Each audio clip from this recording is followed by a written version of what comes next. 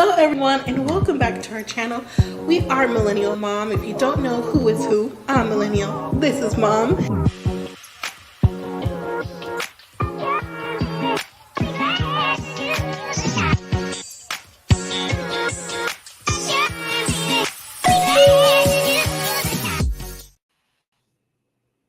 Hello everyone and welcome to Weekdays with Mom. I'm Mom from Millennial Mom. Welcome everyone. Hello to Replay Gang. And before I begin, please don't forget to hit that subscribe button if you haven't already. Like, share, and leave your comments down below. And again, welcome to everyone. I hope you're doing well. It is a week before Christmas if you celebrate. I was told that Hanukkah has already started or is about to start, something like that, Kwanzaa and all the other holidays coming up. So if you celebrate those, enjoy. And here we go into the holidays. So again, I'm Mom from the Mom, and let me copy this link to put on the board for anybody who wants to come on in live and go from there. If I get it off my screen, there we go. Okay. Put that there and see who's in the chat. Hi, Sharon. How are you doing today? How's the weather out there for you and anybody else in the chat? For us, we're having a cold front coming through. It is chilly outside. Now, you all would agree with me that chilly because it's like all of 50 degrees today. It was like 39 degrees or something crazy last night. You know, it takes a lot to adjust when you're used to the heat on about 300 days out the year, really about 320 days out the year. So it's a little different out here for December, but it's okay. It's supposed to be cold, right? It's the winter time. So it's a little different in the desert. So again, today we're going to talk about 90 Day The Single Life Tell-All Part 3, the finale of the Tell-All, as well as 90 Day Happily Ever After Sunday's episode. So I want to talk about that too, because I just can't get past what's going on with Usman and Kimberly and why they would even suggest what they suggested to Usman's brother. I just thought that was like outrageous. What you say, Sharon? Weather chilly here in Ohio, maybe 4 degrees. Yeah, so see, we're on the same wavelength here on the West Coast with you, Sharon. So it's cold. It is. Oh my gosh, it's ridiculous. The heat just went off again. I think it's been on all morning. So, and I'm foretelling going off anytime this week because it's supposed to be chilly all week long. So that's just the way it goes in December, right? So, okay, well, I'll wait. Let's see another 30 seconds or so. See if anybody else wants to join in the chat. If not, we'll just go ahead and get started. I was looking at my notes here for the finale of 90 Day The Single Life, and you know, on the day,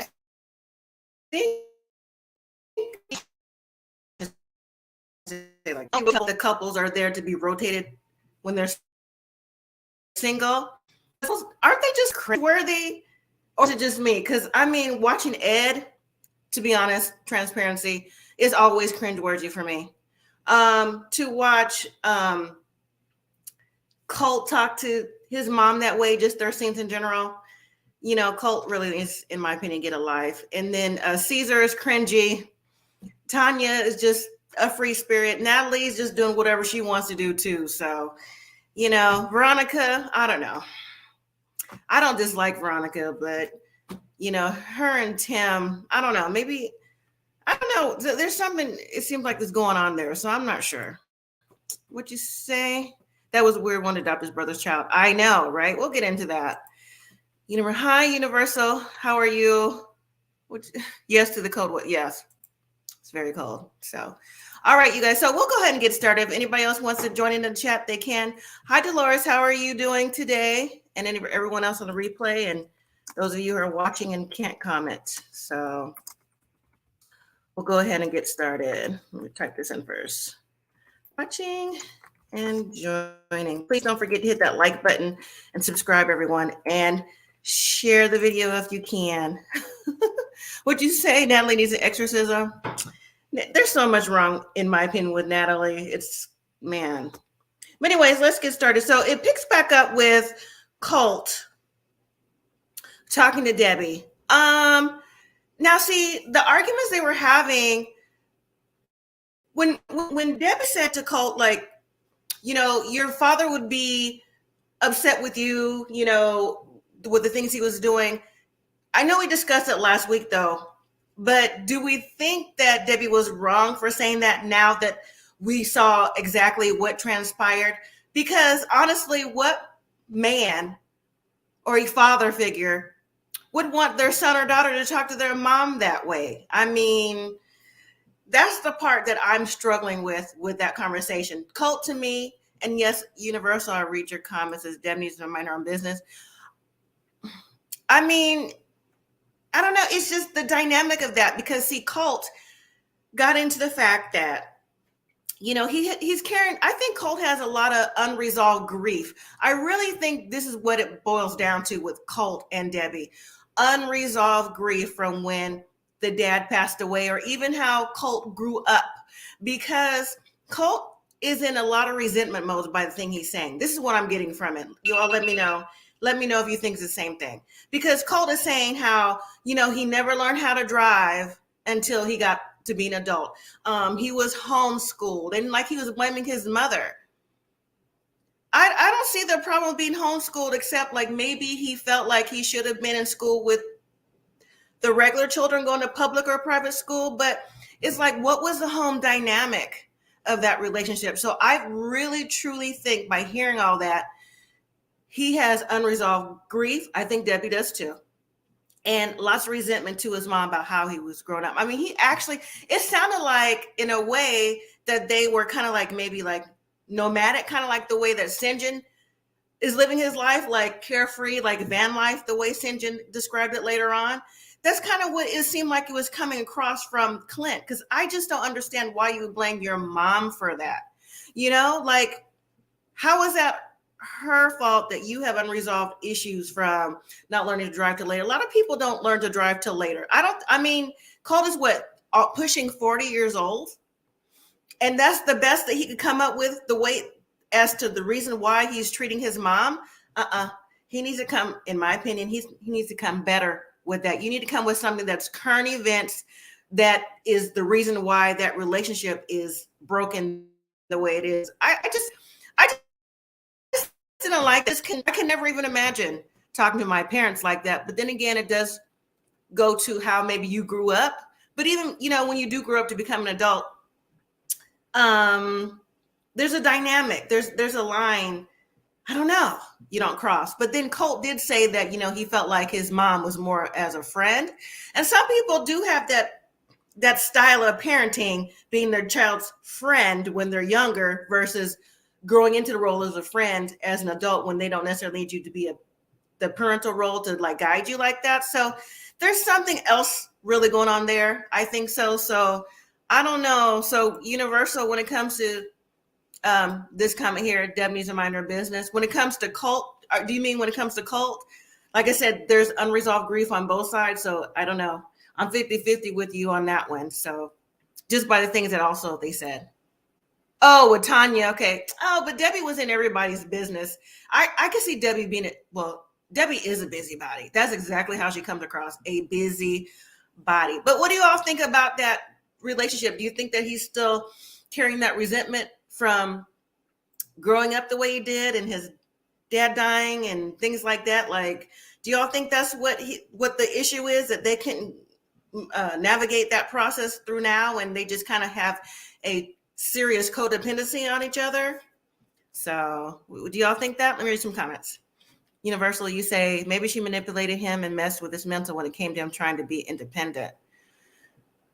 Maybe, but I don't know. A lot of people homeschool though. But if that's what if that's the only thing he could like stand on now is because I was homeschooled, didn't learn how to drive. That's not an issue that would cause. But then again, I didn't live that lifestyle. To cause grief, though, that doesn't sound like, oh, that changed my world so much. I'm so codependent on you, and I can't live and I can't do that because you were homeschooled as a child and you learn how to drive later in life. That's the part I don't get. Sharon, you say, Colt is a child. Even his wife said he's too much. Now seeing what Debbie's go through. Exactly. Can you imagine that? I can't even imagine like my spouse sitting there hearing all this, and you think that, oh, we're going to move out the house and things are going to change because your mama's not there. And all you did was shift the problem from one home to the other because he didn't grow up. He's still walking the same circle, that same hamster wheel that he can't get past whatever him and his mom is going through. So yeah, codependent. And then after they walked off the stage, after their segment was over, it surprised me a little bit that Colt, after hearing what the different cast members had to say, Tiffany, Veronica, and Tim, to get him to see like, man, you're doing this wrong, Colt. Like, you should apologize, like what's going on, that he actually went backstage and apologized to his mom and called Debbie mom. Did y'all hear that? He's like, I'm sorry, mom. And Debbie had open arms because truly that's her only son. And you'll never get another parent. I mean, if he wasn't abused or did anything to like really turn your life to something to make, that harmed you or handicapped you in any way. I was shocked that he did that because he just came across just so belligerent and just so rude, that I just felt like he wouldn't say anything to his mom. But I guess it was, well, I guess I'll leave it at that. So Universal, you say, if you've seen some episodes of My 600-Pound Life, you see this dynamic play out similar to Colt and Debbie. Oh, really? I haven't seen My 600-Pound Life in a while. I have just the older episodes. Are they newer episodes on now, like from this year, 2022? Or are you just talking about just back and forth? But this My 600-Pound Life, but they have other things going on, like the eating of the food. That comes, man, the people who's giving them the food to keep them a certain way. For the ones who aren't mobile, yeah, that's a different dynamic. I might start getting into that if the season comes back new, because I know that the 1,000-Pound Sisters are coming back on again. So I know there's been different things that's happened, with both their lives and things like that. So maybe I'll start doing that in January if I have time, since Love After Lockup is 2 hours. Married at First Sight's 2 hours. Dolores, you say, I agree with you. Colt has a codependent relationship with Debbie. Okay. Universal, you also say, I only like what Tiffany said to him. She came from a place of sympathy and empathy. Yeah, I gotcha. Oh, past episodes. Okay. All right. So, yeah. So Colt and Debbie, I really don't necessarily care for Colt as it is. But to see him, the way he reacts to his mom and then places that the anger and the resentment from like way back when, that just rubbed me wrong. It just really did. Okay, so let's see who is next. Okay, so we just go into let me read your comment. Oh, Devontae, don't worry about it. Oh, and before I continue, and thank you for joining. Before I continue, did you all see our community tab posted a picture with the Jazz Vince show? You haven't seen it? They are in town and they want to say hello. So we had dinner with them last evening and they said hello to everyone in the chat and especially to you, Devontae. They wanted us to tell you hello. So just for that. So, all right. So what do y'all think about Josh and Natalie? Is Natalie... First of all, we know Natalie's a manipulator, a user, things like that. But is Josh really that far into Natalie where he can't see that Natalie is using him? I mean, is he really that like things like really going over his head? Because honestly, when Mike came out to sit down, and even though Mike was cordial, shook his hand and everything, and then Natalie went to go sit on Mike's lap when she talked about, she didn't know if she love Mike and still want to be with him. I mean, is he serious? Like, he's like, so we broke up now? Yeah, in my opinion, that's breaking up with you, or she doesn't necessarily want to be with you. Like, I just couldn't get past that. Like, he really had to sit there concerned, like, I wonder we're still together. I'm like, it just made me really go, like I just did. That exasperated me. Like, seriously, it really did. Because I was like, he can't be that silly. But I say that about a lot of people, and they turn out to be silly. So let's see. You saw that? You never seen their channel? Okay, they're new and upcoming channel. They're newlyweds. They just got married in October. So yeah, they do Married at First Sight too, in different little reality shows as well. Universal, you say, wasn't things going over Mike's head when he was with her? Yes. Well, I don't know, because I think Mike is smarter than what he presents out. I think he knew that Natalie wasn't necessarily there for the right reasons. Just like when she came back to Squim, and I don't think Natalie wants to live out in the. Now, I'm saying this for lack of a better word, but I don't think she necessarily wants to stay out in the wilderness. Because Squim, it looks like you have to take a boat ride to get out there, and there's lots of wildlife in Washington State, and it looks very nice, very pretty like that. But Natalie doesn't give me that. Natalie gives me the she likes the fast-paced life, and like, let's say California, New York, Florida, Miami type of vibes. That's a Natalie to me. She looks like that type of lady where she's trying to get her career, whatever she's going for, modeling, launched. So I think Mike is smarter than, again, what he gives off. And definitely he has his mom in his ear to tell him, look, Mike, why are you still messing with Natalie? Because you know she's not good for you. Because the way that Mike's mom came on the set to address Josh before she even sat down was like, dude, what are you doing? I was like, she couldn't wait to give her 2 cents. She couldn't. So I just think Mike has this true soft spot, for Natalie. So I do think he knows what he's doing, and he knows what she's doing too. Dolores, you say, I don't think Josh really cares one way or the other. I mean, he act like he cares, or do you think he's on for maybe, because he has a business, do you think he's one of those that maybe came on to get his business out there? I'm on the show and I'll come on to tell all. You think he's one of those? Because it's possible. So I don't know what kind of business he has, but it's possible that he's on there for that. But I mean, nothing really surprised me with Natalie. Even at the end, when we saw her, she was saying how, she's never going to divorce from Mike. And if Josh wants to be with me, he's got to accept that and know that. So that's telling right there. So now if Josh sticks around, that's on him, because he was able to see with his own eyes. He didn't have to hear from anybody. He saw Natalie sit on his lap and do what she did, and that was it. So anyways, so let's jump to Caesar real quick. Again, Caesar, a lot of them are a little too old to be acting a certain way, but Caesar, as a man, to be on here and act and just come across as if no one likes him in the States, and he has to go out to a different country to find the love of his life, and then to have 2 ladies come over for Caesar to stay in his room, there'll be a throuple, and they'll get pregnant, everything will be fine. Did he ever think about the fact that what if it didn't work out with the ladies, with one, the other, or with him? Like, where would they go when they came over here? I mean, I just didn't understand it. And then from last week's conversation with Tim, when he was talking about, getting testosterone shots or whatever shots to boost up whatever he needs to get boosted up for whatever he needs to do.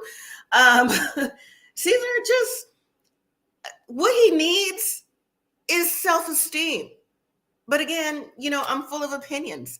Caesar needs self-esteem. Having 2 ladies who clearly may have another agenda at the same time is not going to help his esteem any. I could see them just running a lot of game on Caesar. And then when they brought on, what was her name, Alona or Lana, whatever her name is, who he was talking to the first time, and he was recatching feelings back for her. And, what was he saying? Like, he wished things would work out with her instead, and maybe he would like drop the other 2 if things worked out. I mean, is he back and forth or what? Oh, Caesar, man, it's hard for me to watch a handful of people, and Caesar's one of those handful of people. It's hard for me to watch and give positive feedback, because he just comes across to me as desperate, and it's hard to bring in positive words for Caesar when he's acting like this. And I mean, I guess of course everyone would like a long-term monogamous love, if that's what you're into, but Caesar just really acts like, I'm going to pull this prize out the Cracker Jack box, and oh no, they're not gonna, use me and nothing like that. I mean, how do you know, Caesar? They'll tell you anything to come over. I'm not saying even if it was someone who lived in the States, because it just seems like he's a pushover. Is it me? Does he come across as a pushover? Am I reaching? What do you all think? Okay, let me read some comments. Universal, you say, Mike better follow Tanya's lead with divorce papers. Exactly. I thought he already did that on the first tell-all. I thought he was already trying to get that in process. Now, his mom dropped a dime and said that he was already started, but is she saying like a new start or something he's just getting back started in? Because I think, again, Mike goes back and forth with that. Dolores, you say, I don't really think Caesar has two ladies sounds ridiculous. He's trying to convince us he does. So I don't believe it either. But at the same time, I think for people who may want a better life in another country, because those are the words that they say, for a better life. I'm just putting it out there.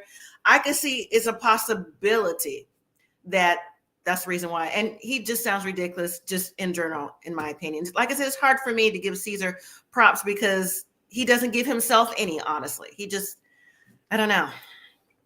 Sharon, you say, Caesar really isn't a bad looking guy. I don't really know his backstory.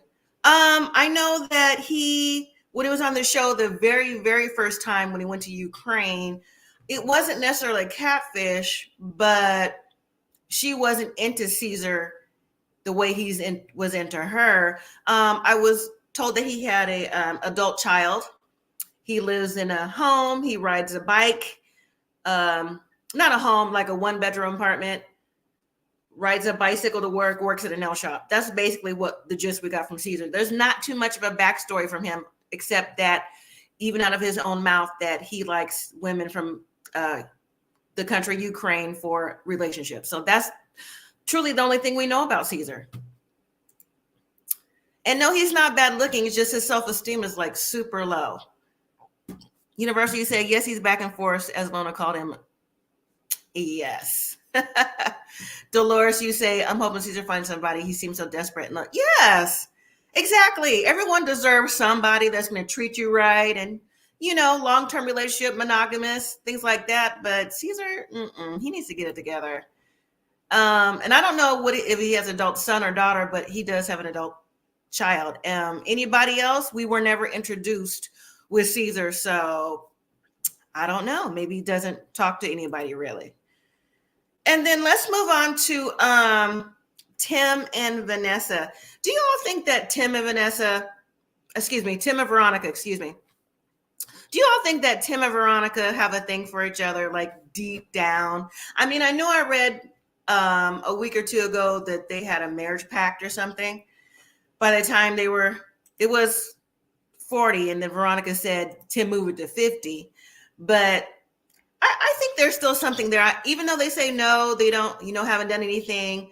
I think they're more than just friends. And I think if they both sat down and worked out the logistics, that they could probably be in a long-term relationship. I honestly think so.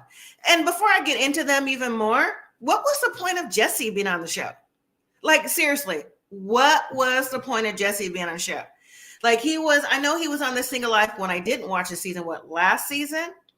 But Jesse to come on there to talk about Jennifer, Tim's ex, and them kind of going back and forth for about a minute or two, like, I thought that was a little unnecessary. I didn't see what value that brought to the show.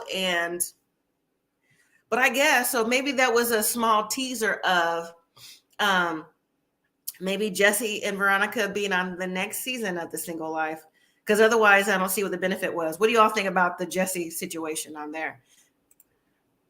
Tim seems jealous of Veronica. He does seem jealous of Veronica, like moving forward with another man. That's why I'm saying, like, if they wanted to be together, maybe they could work out the logistics of being together because they're a little more closer, tight knit than friends on the surface. So I could be wrong about that. Universal, you say, I think that Tim is just protective of Veronica. I don't think he wants to be with her, but maybe the other way. But maybe the other way with her. Oh, okay. Yeah, I agree with that too. But I agree with you both, Dolores and Universal. I think he's jealous of Veronica dating other women. Other men, for the reason that he is protective of her. So I think it goes hand in hand. But I think that entire bubble is that there's still that connection there. And maybe they're still trying to see, like, maybe who I can connect with outside of each other.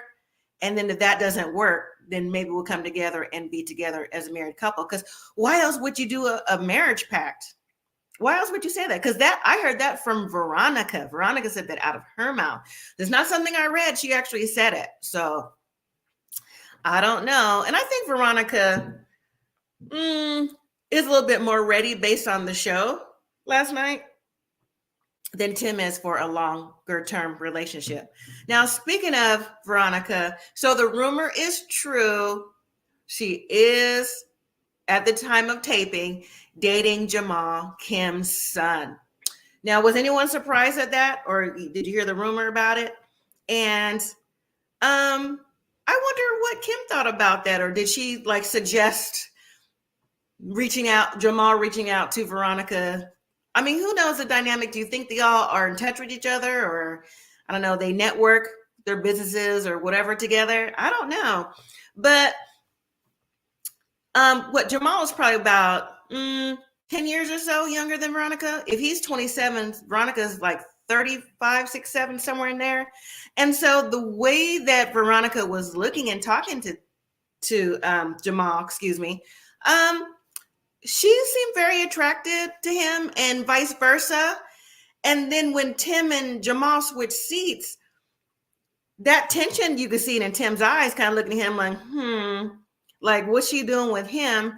But the questions also, too, that Tim raised to Veronica about why are you settling? Because this is exactly what you said you didn't need, was somebody to, to be in an open relationship pretty much and be a certain F-boy status. I think Tim had some points there because I do think that Tim and Veronica, they talk to each other a lot more than we see, not just on the show, but also on Pillow Talk and beyond. So I think that he would know what the inside is with Veronica. And she was quiet. She didn't really respond to Tim in that way, but she was just like, well, we're just having fun. And I think Tim kind of put her on the spot. So I don't know. I don't know if it'll be long term with Jamal and Veronica. But hey, I agree though. If she's having fun, let her have fun. But if she's looking for something long term and she knows it's not in Jamal for the time being, I don't see anything wrong with dating around. They both told each other that's what they're going to do, even though Jamal's the one actively doing it. I don't see the issue since it's open and they know about it. So Universal, you say Jamal is probably going to be on the next season of Single Life. You know what? I didn't think about that. You mean with Veronica? That's a good one. That skipped my mind. Okay. Hello, SG. Let's see what you say. The relationship is young. Seems like Veronica may want to keep some things private. Yeah, Veronica, I don't know. If she remains on Pillow Talk with Tim, see, that goes back to Universal Advocate. Then she wouldn't be on Pillow Talk with Tim. So, I don't think that her and Tim, though, have that type of relationship. I think that, again, they're more intertwined than they want to present on camera. So I think it's going to be hard because Tim has a relationship with her daughter, Chloe. So, that's considered like her stepdad. So I think that's both of their sounding boards. So I think it would be hard for Veronica to keep things quiet. Dolores, you say, if Veronica seems like Jamal's having fun, probably won't last long. I agree with that. Yeah. Universal, you say, Tim needs to tell her, don't come running to me every time you get your heart broken. I think he said that to her before and it didn't work. So yeah. Beverly. Hi, Beverly. It's great seeing you on Gio's review. Thanks so much. Thank you. I was on the Gio Malik show on Saturday talking about, for those of you who watch me on Love After Lockup, I was on his show on YouTube. So his name is Gio Malik. Geomalak. So he goes live. He talks about all kind of stuff, but I was on that show. Thank you for joining. I appreciate it so much. Thank you. And so, yeah, but Tim and Veronica, I don't know. I mean, Tim and Veronica have a different relationship, but Veronica and Jamal, yeah, I don't think it's going to be a long term. And then let's see, who was next? So Tanya and Sinjin, I think that was a long time coming. Tanya and Sinjin, I mean, I think, yes, you are. Thank you so much, everyone. Welcome Beverly to the channel. I appreciate you so much. Thank you, Beverly. Tanya and Sinjin, even when I saw them on the very first season of 90 Day Fiancé, I just always thought they weren't a good match. I didn't think they were a good vibe. I always thought they were on two different pages because Tanya is more carefree. She's more, I don't know, more like kind of like the gypsy lifestyle she always gave me versus Sinjin, who they met at a bar and then they just kind of like made things work out till they had to get married. They just never seemed like they really connected, except for maybe on the intimate level. So them filing for divorce, you know, you never really want to see anyone divorced. But then again, if you happen to marry for the wrong reasons, divorce sometimes is imminent, you know. And since they don't have any children, it made it a little bit easier for them to get divorced. But Tanya seemed like she, you know, even though she wanted the divorce, she seemed like she wasn't really here for the divorce. And then for Sinjin to, after the show, when he was like questioning, like, maybe if I did the right thing. Yeah, Sinjin, hello. Because didn't we learn that you had a girlfriend? We saw the pictures of the girlfriend. You said she was doing and living the life that you want to live. And then you're going to question it at the end. So are there still feelings there? I don't know. I think it was just kind of like heat of the moment feelings with them both, honestly. Universal say they should never have been married. Yeah. But they did. So maybe they could be friends now because Sinjin seems like he's a decent kind of guy. And I think that was everybody for the single life, pretty much. So it's wrapped up till next season. Who are the people that you don't want to see back for next season? I'll start the club. I'm going to say I do not want to see Caesar back on the single life. Absolutely not. I'm good on Caesar on the single life. I don't want to see Natalie, but I think because Natalie has so many loose ends, they'll probably bring her back. I think they'll probably bring back Debbie and her new guy. I think they'll bring them back. Like Universal says, they'll probably bring back Jamal if he's with Veronica, at least to start. And yeah, that's it. Oh, and no one else from the past, like no Danielle. You guys remember Danielle? Sorry, I just never cared for Danielle and Muhammad when they was on the season. So like no Danielle. I know Ed is on Happily Ever After, but if anything happens with them, no Ed either. So that's who I do not want to bring back on the single life. Exactly. Caesar is ridiculous. Like, oh goodness. So let's jump into Happily Ever After. Now, did y'all see the episode on Sunday? And, you know, we're just going to start off with a bang. We're going to start off with Usman and Kim. Because, first of all, Kim, I know she has to know that Usman is playing the I want to come over to America game with her. Just by the things that he's saying to her in general, but also add into the mix of, oh, well, let's adopt a child. It'll make it seem like, you know, with my family, we're doing the right thing. Are you kidding me? Are you kidding me? Like, Kimberly is really believing this. I cannot for the life of me. Exactly, them either. Thank you, Dolores, for the super sticker. I really appreciate it. Thank you so much. And then so when Kimberly, Usman, and Jamal go to meet Usman's older brother, who is the liaison, right, for the family, that Kimberly never really had, the best report to the mom, going back and forth. But when Usman brought up the fact that they want to adopt the little boy, the brother said, huh? That right there I just would have excused myself right there, and I would have been like, you know what, Jamal, let's go ahead and go. Because that clearly goes to show that the brother had no idea. What? And then when Kimberly said that she wasn't going to convert to Islam, which, I don't blame her, honestly, and things like that. Why would the family, want their son to go with their uncle and with the family that he doesn't know for a green card or whatever is going on here? I just can't believe the gall that Usman did with his brother to Kimberly and Jamal. I mean, that really threw Kim off and Jamal off. And then Usman is trying to be like, oh, well, it's not what you think it is. He's always saying it's not what you think it is. Yes, it is. It is. Because I always say that, you know what, if you're of a particular age, you don't have to be a particular age. If you have common sense, it's exactly what it turns out to be. But Kimberly has an adult child, and you've gone back and forth, and you heard all these things from his family that they wanted Usman to have children and different wives and this and that. And then you just all of a sudden like, oh, I don't know, I have to think about it when your son approaches you. What's to think about? I just, make me understand, Kimberly. Make me understand. Usman, somebody, do you all understand? Because I don't. I was so exasperated at this. I honestly had to pause the TV when I saw this, because I just couldn't believe the audacity of Usman, and then the audacity of Kimberly talking to Jamal, talking about, oh, I got to think about it. Like, what? Exactly. Usman wants to come to USA, and that's it. And that's it. So I don't understand, what is there to think about? Not just raising what is a little boy, like 4?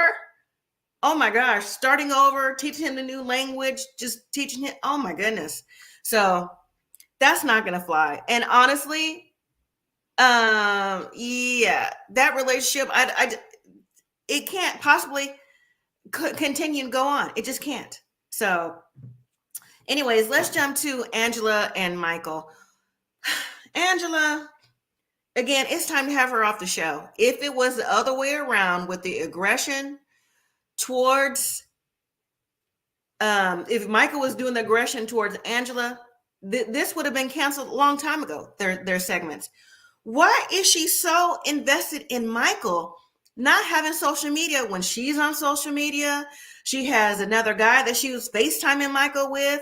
She's living her life, but yet Michael's on the whole entire other end of the world on a completely different continent. He can't, do anything to make money. He can't have friends. He can't do anything. You're tearing up his stuff. You're being very aggressive.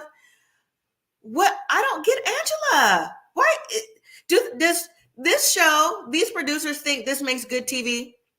This does not make good TV. This does not make good drama. This does not make me, and I'm only speaking for myself, want to continue to watch the program that has Angela and Michael, because what we're going to expect is Michael, F you, F this, F you, F this. That's not what I want to see. I'm not interested. I'm not invested in that. I'm just not. It's really hard. Now, I also think that Michael as well wants to come to the United States. Someone said, do you think Angela really loves Michael? I've heard some yes, some no. I'm going to say in the middle to forward his agenda, because I don't understand what Angela's agenda is. Like, if Michael did come to the United States, what would he do here? Like, where would you have him? Just at home while you're doing everything? Because I don't see Angela changing and doing anything different. I still see her trying to control the situation, trying to control the narrative. Like, now this time it'd be like, I'm cutting off your phone, I'm cutting off money, and then what? So I don't get it. I truly don't understand that situation at all. Sharon, you say, Angela Michael, I can't watch him. Yeah. And Dolores, you say, I'm really tired of seeing Angela because she's so abusive. Mike always looks so unhappy. Yeah, I mean, you'd be unhappy too. And then at the end of the trip, she feels better because, they're having intimate relations. So I don't know. I don't get that relationship. And then we have Big Ed and Liz. You know what? I think Ed is also okay. See, another relationship that's 20 years younger than you or more. I think he's trying to control her too, Liz. And then, Liz has an opportunity to become partner in the restaurant she's working at. And so she's telling Ed about it. And he's like, well, I don't want you to do that, be more hours, but I want a wife. And I'm thinking, okay, so she's not going to be able to work. She has a daughter too that she has to support. Like, what does he want her to do? I mean, they can't seem to be on the same page. They're arguing all the time. Their engagement party went awry. She threw the ring and they're back together. Have they gone to counseling? Have they gone to, not married, couples counseling or something to help them get past this bridge? Because no, it seems like he doesn't want her to do anything. He wants to keep her in his sight. It kind of teeny tiny gives me a little bit of Angela and Michael without all the aggression, because Angela wants Michael to be at home and do what I say and don't be on social media, don't be talking to nobody. And Ed, without all the aggression, even though he does get angry, it's like that with Liz, like, oh, I don't want you to do this. I want you to be around me. I want you to be at home, like that. So they're trying to control the narrative. And you can't be in a happy long-term relationship if you're trying to control the narrative all the time. Like, you can't do that. So I don't get it. I think, honestly, I think that they need to separate, honestly, because I don't think they make each other happy, but at all. I really don't think they do. Dolores, you say, I'm really tired of seeing Angela because, okay, I read that. And then Sharon says, Big Ed and Liz can go too. How long has he been on the show? He's been on the show a long time with Rose on his first season. And when we first introduced to him, then, oh my goodness, I was so over it. Oh, he still comes across that way to me. Nothing about him has changed. I guess if you like younger women, okay, if that's your thing and they're consenting adults, but he still just comes across like he wants to control and just have them be all up on him and things like that. So, University, you say they went to counseling when Big Ed had hit a... Oh, University always give me something every week. Dolores say, don't like Big Ed, very controlling. Exactly. And then we'll get into Elizabeth, Andre, and her dad, and then I'm gonna wrap it up, you guys. So Elizabeth, and looks like for them will be better next week with Elizabeth, Andre, and their dad. So Chuck has met someone online, and he's dating, and okay, Chuck, I guess. But Elizabeth and Andre are, Elizabeth's here for her dad dating. They want to go on a double date, but they also want to get the family together because apparently everyone is still upset with the mom and her sisters and her brother because she announced her pregnancy on Instagram and didn't tell them. Now, would y'all be upset if that happened to you? Like if Millennial or Cassandra did that to me, I would be really, really upset with her too. Like you let the world know and then you tell me. So I can see why, they're upset, but they have so much family dynamic that hasn't been right for a long time since really Elizabeth and Andre got married in Moldova, from Moldova when Charlie was like really super drunk. And then the family barbecue where things went down and different birthday parties. So they have a lot of underlying issues there. Well, anyways, Chuck had went out and apparently his date got sick and she didn't show up. So I guess I think Chuck suggested that the family do that counseling. So I'm really interested in seeing what the family dynamic is going to be when they do all decide to come together for counseling. And then we see Charlie out with his wife and the kids. Looks like Charlie, is he trying to get sober? He doesn't seem like there's a problem. And I don't dislike Charlie. I like Charlie to a point. I don't care for Andre. I think he's also, with his words, aggressive and his actions. But I can see wrong on both Charlie and Andre's side, or Andre, as Elizabeth says it. Yeah, Charlie and his wife, Elizabeth said, and Andre said that someone had called immigration, and the way that Charlie and his wife were talking, maybe it was them. Maybe. I wouldn't put it past them. So yeah, I'd be upset too. So, but next week for them, oh yeah, I'm ready for that, and I hope we see it next week, that counseling session, because there's going to be a lot of upset people at Elizabeth and Andre for announcing that pregnancy to the world, and to see where they're coming from and see how they could get back together. So, and I think that's everybody. Was it everybody? Everybody we're talking about anyways? Kim and Andre and Ed, and who else was on the show? I don't know. But that was a 90-day tell-all. So I don't know when that's going to come back on again for next season.